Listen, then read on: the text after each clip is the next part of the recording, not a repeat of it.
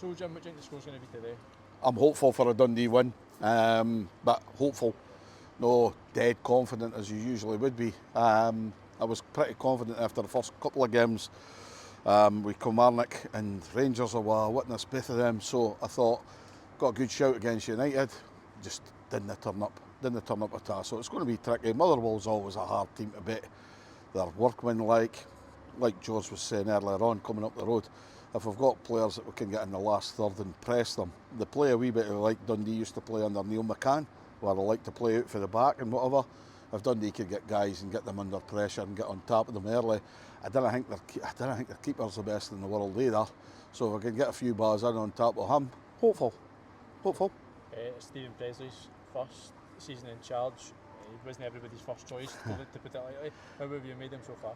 He wasn't my first choice either, and I've got to watch what I say because I work for the club. I'm the head of the academy recruitment. But by the same token, I'd give anybody that John Nelms has brought in as a manager, I would give them a chance and see how they develop and whatever. He certainly knows the game. Planning ahead, I think he'll know what he's doing. He's got a good backroom there with Barry Nicholson, and then Davy Longwell, Scott Patterson. There's guys that I see obviously at Gardyne quite a lot. I see the kind of things that they're doing. I see the routines. I see the drills, and it all looks good. I just think still they're a couple of players short. I think they really need a player in the middle of the park that's craft. I'm not sure that Ryan Jack would have done it. That collapsed at the last minute, but you're looking. Dundee have been brought up on good midfielders. I'm thinking about boys like George and Mzadze and everything. They could play, and I still mind the guys like Neil Lennon and everything just running about Parkhead and everything, just in shadows with Mzadze.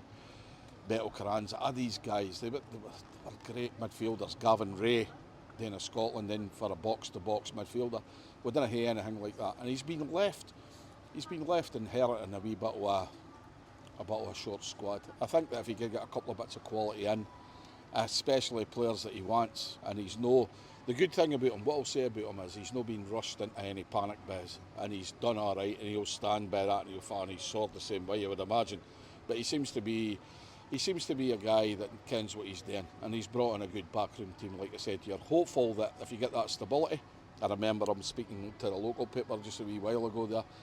He was talking about 7 years' time, everything being fair and equal. You'll still hear me here, and you'll still be developing this squad to be the way that I want them to be, which I suppose is what every Dundee supporter wants. But at the end of the day, we're not kidding ourselves on. We're kind of a wee bit short, but anything above a top 10, anything other than the below the 10 will be a good season for us. I'm quite sure of that.